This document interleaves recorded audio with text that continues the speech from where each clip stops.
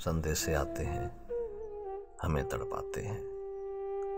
जो चिट्ठी आती है वो पूछ जाती है कि घर कब पाओगे, कि तुम बिन ये घर सूना सूना है। किसी दिलवाली ने, किसी मतवाली ने हमें खत लिखा है, ये हमसे पूछा है।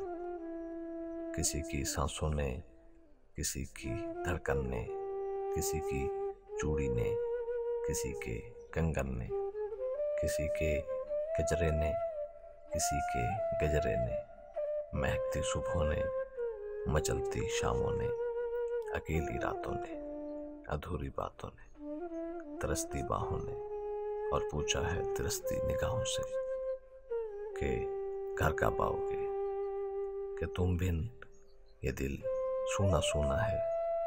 संदेशे आते हैं, हमें तड़पाते हैं।